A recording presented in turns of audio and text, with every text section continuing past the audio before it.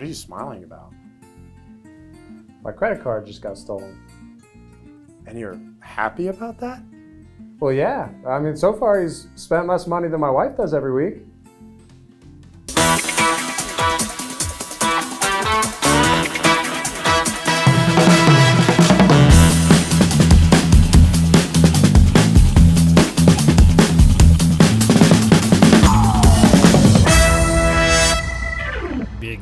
The finance geek. You need strong credit or your life will be over. At least that's what they try to tell you. Some of you watching might not even know what credit is. So you think your life is already over. You see, the best way to think about credit is your reliability to pay off what you owe to somebody. Think of it like your reputation. If people know you pay people back, they'll be more open to lending you money. If you have a reputation for prank calling people, well, no one will take your phone call seriously.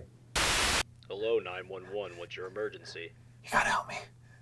My wife heard the credit card joke on the video. Wait, aren't you the guy who told us to investigate a Mr. Ben Dover last week? You gotta listen to me, please.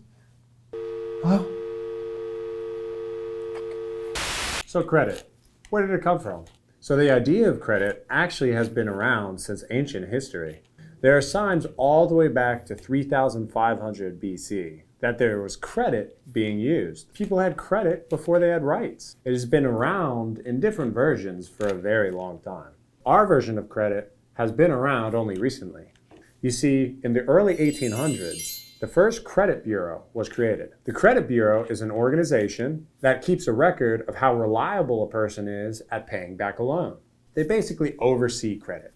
Nowadays, this job falls to the Consumer Financial Protection Bureau. They make sure credit is fairly given and assessed. So why should you care about credit? Who does this affect? Well, it can potentially affect everyone. There's a big twist though. You see, most people think you need to have perfect credit all the time. I'm here to tell you that that isn't true. It is not a bad idea at all to have good credit. In fact, I would go as far to say it's a good idea to keep your credit as good as you can. However, the only time it really matters is when you're looking to borrow money. So if you're looking to buy a house, to take a loan, or take out a business loan, then you want to make sure it's as good as possible. But keeping it in good standing is to ensure that if you ever need to get a loan, you can. It is not required for everyday life, unlike coffee. It's like having a fire extinguisher in your house. Technically, most of the time you don't need one. No one is going to your house to admire your fire extinguisher, unless they're firemen maybe. Hey, that's a beautiful fire extinguisher you got there. But it's there in case you ever have a fire. So what makes a credit score if your credit score is your reliability of paying back debt? How is it calculated? Is it just how reliable I am at paying back debt? You might think so, but you would be wrong. As always, we made something that could be simple more complicated than it needs to be. Now there are 5 factors that impact your credit score. Some affect the score more than others. The first is payment history, or how consistently and on time you make payments. This is the most important factor, but only contributes to about 35% of the total calculation. The second is how much debt you owe. If you are not using as much debt, then it's better for your score. This factor is the second most important factor, contributing to about 30% of the total calculation. The third factor is how long you have a credit history. This factor is why it's important to get a credit history going as soon as you can. This is the third most important factor, contributing 15% to the total calculation. The fourth and fifth factors come in at only 10% of the total calculation. These are new credit applications and credit used.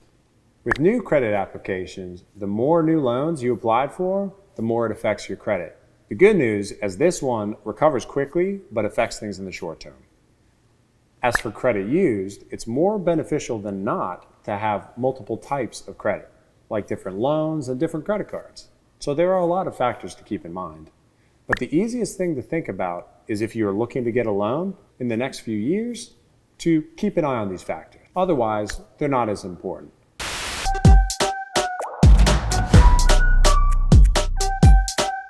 You might be thinking, Big Heath, this is pretty cool information, but how do I use it? How do I build credit?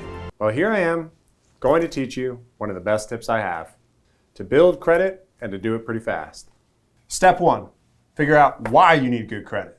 If it's a short-term need, then don't bother with this strategy. This strategy works best for a year or more out. Step 2, go open a credit card or two. Now keep in mind, only use this strategy if you will not fall into the trap that is credit cards, because you'll barely be using these credit cards. If you want, watch our video on credit cards to learn more. Step 3, set up a small reoccurring monthly expense to get paid with your credit card. Netflix or a cheap subscription, etc. Something small. Then once you do that, put your credit card away and don't use it for anything else. Set up an automatic payment from your bank account to pay off that expense from step 3 immediately. You can use the automated finance system to do this. Step 5. Then all you have to do is monitor to make sure no additional expenses get run up on the credit card. And everything gets paid off automatically and on time. Well, that's our show. Thanks for watching. Now, if you'll excuse me, I need to call my credit card company. Hi, this is Big Heath. I'd like to call about my credit card payments. See you next time.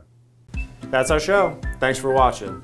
If you enjoyed this video, please consider following. And if you think we can assist you in any of your financial endeavors, please feel free to contact us. Our information is in the description below. Thank you, and we'll see you next time.